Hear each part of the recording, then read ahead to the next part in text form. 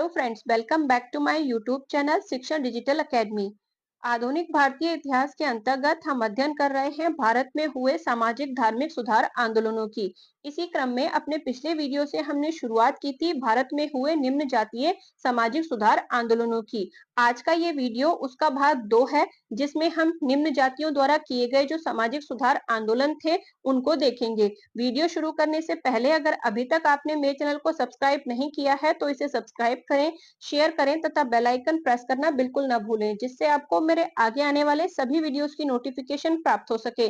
तो चलिए शुरू करते हैं आज का वीडियो। सबसे पहले हम जिस आंदोलन की बात करेंगे वो है डिप्रेस्ड क्लासेस मिशन सोसाइटी। इसकी जो स्थापना थी वो 18 अक्टूबर 1906 ईस्वी को वी आर शिंदे, महर्षि विठल राम शिंदे जिनका पूरा नाम था, उन्होंने बंबई में की थी। उद्देश्य की बात करें तो इसका जो उद्देश्य था वो दलितों को अपने अधिकारों के प्रति जागृत करना था, यानी कि दलित समाज में जागरूकता लाना इस संस्था का मुख्य उद्देश्य था। 1910 ईस्वी में वी आर शिंदे ने ही मुरली प्रतिबंधक सभा भी बनाई थी। 1918 ईस्वी में प्रथम अखिल भारतीय दलित वर्ग सम्मेलन भी इस सोसाइटी के द्वारा उसका आयोजन किया गया और इसमें अखिल भारतीय अस्पृश्यता विरोधी घोषणा पत्र को जारी किया गया था। यानी कि जो अखिल भारतीय सम्मेलन हुआ था इसमें अखिल भारतीय अस्पृश्यता विरोधी घोषणा पत्र जारी किया गया था। डिप्रेस क्लासेस मिशन सोसाइटी के प्रथम अध्यक्ष एनजी चंदावरकर थे और वी आर शिंदे इसके प्रथम सचिव बने थे। आगे बात करें तो जो चंद्रावरकर थे वो बॉम्बे में जो प्रार्थना समाज बना था उसके भी अध्यक्ष रहे थे, यानी कि उसके भी अध्यक्ष थे। 1933 ईस्वी में बी आर शिंदे ने मराठी भाषा में भारतीय अस्पृश्यता प्रश्न नामक एक पुस्तक भी प्रकाशित की थी। वी आर शिंदे ने जाति प्रथा, मूर्ति पूजा, महिला एवं दलितों के प्रति असमानताओं का विरोध किया। साथ ही वे गांधी जी की भांति दलित और सवर्ण हिंदुओं में एकता चाहते थे, यानी कि जातियों के आधार पर जो समाज बटा हुआ था उसको एक करना चाहते थे। आगे हम बात करते हैं निम्न जातियों द्वारा किए गए दूसरे आंदोलन की, जो कि है अरविप्पुपुरम आंदोलन। अरविप्पुपुरम आंदोलन या फिर इसको एजवा आंदोलन भी कहते हैं। यह जो आंदोलन था वो केरल के धार्मिक और सामाजिक सुधारक श्री नारायण गुरु, जिनको नानू आसन्न भी कहते थे, उनके द्वारा 1888 में चलाया गया था। श्री नारायण गुरु की बात करें तो वो खुद निम्न जाति से ही थे और निम्न जाति के होते हुए भी उन्होंने शिव की प्रतिमा की प्राण प्रतिष्ठा की थी। साथ ही इन्होंने मूर्ति पूजा का विरोध नहीं किया था, यानी कि नॉर्मली जो समाज सुधारक थे वो मूर्ति पूजा का विरोध करते थे, लेकिन उन्होंने मूर्ति पूजा का विरोध नहीं किया था। नारायण गुरु ने 1903 में श्री नारायण धर्म परिपालन योगम जो संस्था थी उसकी स्थापना की थी और यह प्रश्न आपके एग्जाम में आ चुका है। तो 1903 में उन्होंने इस संस्था की स्थापना की थी। आगे बात करें तो उनके द्वारा दिया गया एक प्रसिद्ध नारा है। तो उन्होंने नारा दिया कि मानव के लिए एक धर्म, एक जाति और एक ही ईश्वर होना चाहिए। तो ये इनका फेमस नारा है। नारायण गुरु केरल की निम्न जाति एजवा से संबंधित थे। इन्होंने एजवा जाति से भी निम्न जातियों के साथ छुआछूत को समाप्त किया, यानी कि बहुत सी जातियां जो निम्न थी वो आपस में भी छुआछूत की भावना रखती थी, तो इन्होंने उसको भी समाप्त करने का प्रयास किया। इन्होंने धार्मिक संस्कारों को सरल रूप देकर प्रत्येक व्यक्ति की पहुंच में ला दिया था। जो धार्मिक संस्कार होते थे, जो धार्मिक कर्मकांड वगैरह होते थे, उनको इन्होंने सरल रूप में लोगों के सामने रखा, जिससे सभी लोग उनको कर सकें। नारायण गुरु के शिष्य थे अयप्पन राजराजन।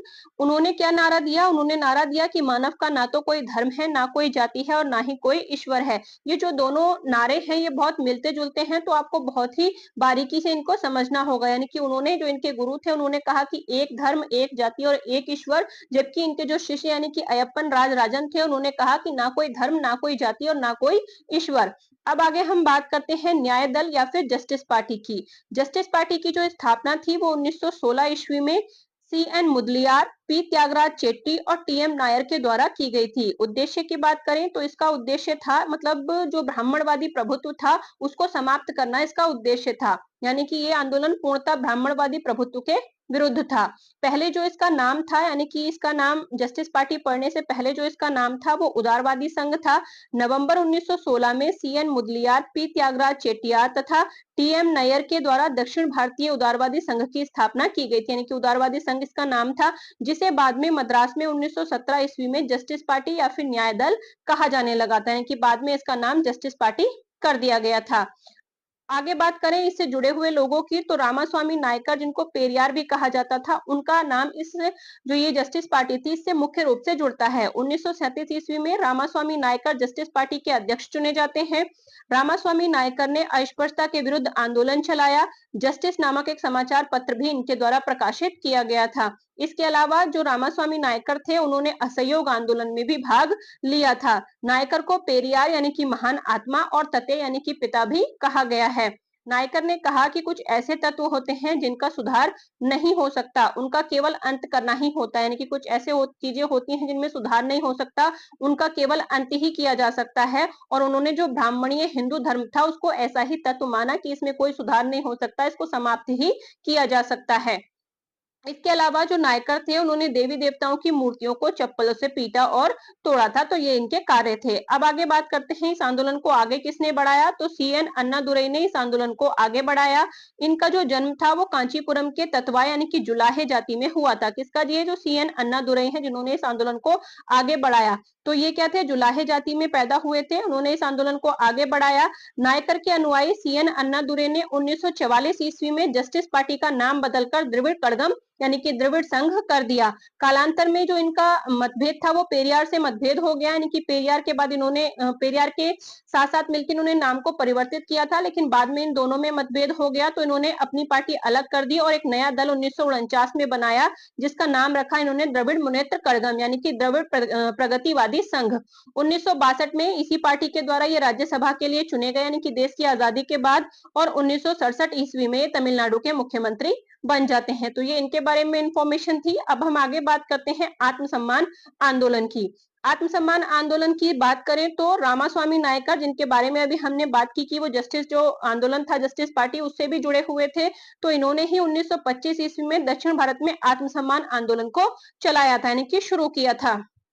यह आंदोलन ब्राह्मणवादी प्रभुत्व के विरुद्ध निम्न जाति के अधिकारों को लेकर था जिसका उद्देश्य जाति विहीन समाज की स्थापना करना था, यानी कि एक ऐसे समाज की स्थापना करना चाहते थे जिसमें कोई जाति ना हो। आगे चलकर यह आंदोलन धर्म विरोधी हो गया और ईश्वर विरोधी भी हो गया, जैसा कि आपने ऊपर देखा कि इन्होंने जो हिंदू देवी देवताओं की मूर्तियां थी उनको चप्पल से पीटा और तोड़ा था। नायकर ने 1925 ईस्वी में कुड़ी अरसू नामक एक पत्र भी प्रकाशित किया था और ये जो कुड़ी अरसू पत्र था इसमें गांधी और पेरियार दोनों के विचार सम्मिलित थे। नायकर ने रिवोल्ट नामक एक पत्रिका भी प्रकाशित की थी। पेरियार ने आत्मसम्मान आंदोलन के अंतर्गत भोजनालय और बैकुम मंदिर के मार्ग में जो मार्ग थे वो सभी के लिए खोल दिया था, यानी कि ये जो उनका आंदोलन था इसमें क्या क्या था, जो पेरियार थे उन्होंने इसके अंतर्गत जो भोजनालय थे जहां पर सभी जातियों को जाने की अनुमति नहीं थी उनको, और साथ ही जो बैकुम मंदिर का मार्ग था यानी कि जो रास्ता था उस पर जाने के लिए भी निम्न जातियों को अनुमति नहीं थी, तो जो रास्ता था उसको सभी वर्गों के लिए खोल दिया था।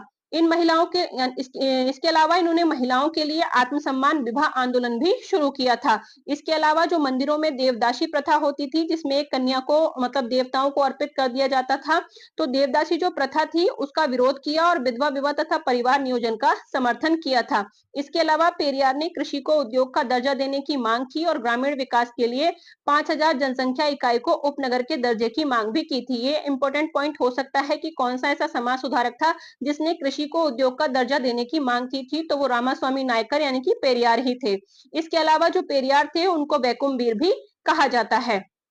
आगे हम बात करते हैं नायरों के द्वारा जो किया गया आंदोलन था यानी कि नायर आंदोलन था उसकी। यह आंदोलन त्रावणकोर केरल में चलाया गया था। सीवी रामन पिल्लई ने 1891 ईस्वी में मलयाली मेमोरियल की स्थापना की थी, यानी कि ये नायर आंदोलन बाद में आता है। इसकी जो तार जुड़े हैं वो कहां से जुड़े हैं, तो 1891 ईस्वी में एक मलयाली मेमोरियल की स्थापना सीवी रामन पिल्लई के द्वारा की गई थी। रामन पिल्लई ने ऐतिहासिक नाटक मार्तंड वर्मा की रचना भी की थी। इसके जो नायक था यानी कि जो मार्तंड वर्मा नाटक है इसका जो नायक था आनंद पद्मनाभन, इसके माध्यम से उन्होंने जो नायर जाति का खोया हुआ सैन्य गौरव था उसको प्राप्त करने का, यानी कि दोबारा से जो नायर जाति थी उसके अंदर जो सारी चीजें थी उनको दोबारा से जागृत करने का आह्वान किया।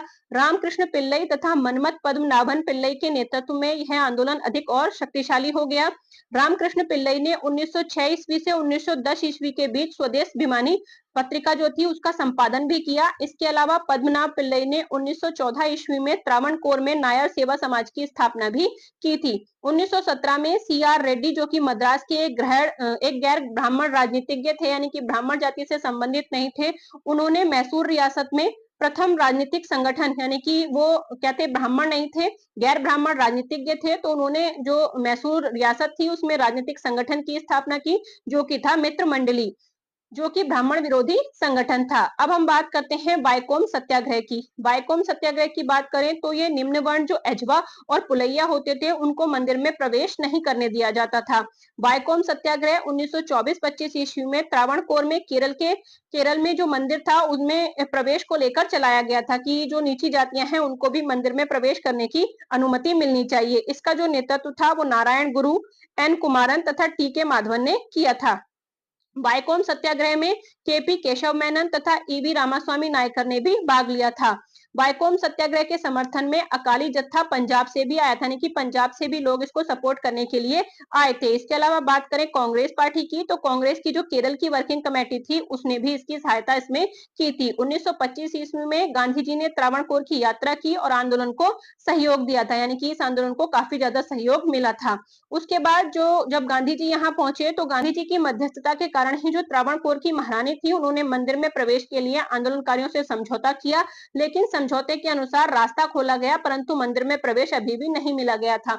यानी कि जो रास्ता था उसमें भी जाने पर प्रतिबंध था कि जो नीची जातियां हैं मंदिर के रास्ते पर भी नहीं जा सकती हैं, तो उन्होंने उस रास्ते को खुलवा दिया, लेकिन मंदिर में प्रवेश की अनुमति उन्हें अभी भी नहीं मिली थी। अब हम बात करते हैं गुरुवायूर आंदोलन की। गुरुवायूर जो आंदोलन था या जो सत्याग्रह था वो भी केरल का ही था, मंदिर प्रवेश का, और यह भी मंदिर प्रवेश को लेकर ही था। तो मंदिर प्रवेश का यह आंदोलन 1931 में केरल के गुरुवायूर में के कलप्पण के द्वारा शुरू किया गया था। बाद में पी कृष्णा पिल्ले, ए के गोपालन जैसे जो नेता थे वो भी सत्याग्रह से जुड़ गए। इसका परिणाम क्या निकला, तो 1936 ईस्वी में जो त्रावणकोर के महाराजे थे उन्होंने एक समझौते के द्वारा सभी मंदिरों को, जितने भी मंदिर थे उनको सभी हिंदू जातियों के लिए खोल दिया गया था, यानी कि जाति के आधार पर उसमें प्रवेश करने पे जो प्रतिबंध था उसको हटा लिया गया था। तो इस तरह आज के वीडियो में हमने कुछ और जो निम्न जातीय सामाजिक सुधार आंदोलन थे उनको देखा। इसके तीसरे भाग में हम जो बचे हुए सामाजिक सुधार आंदोलन है निम्न जातियों द्वारा किए गए उसको देखेंगे। अगर आप इसी तरह से आधुनिक भारत का इतिहास मेरे साथ पढ़ना चाहते हैं तो बने रहिए मेरे साथ। Thank you for watching.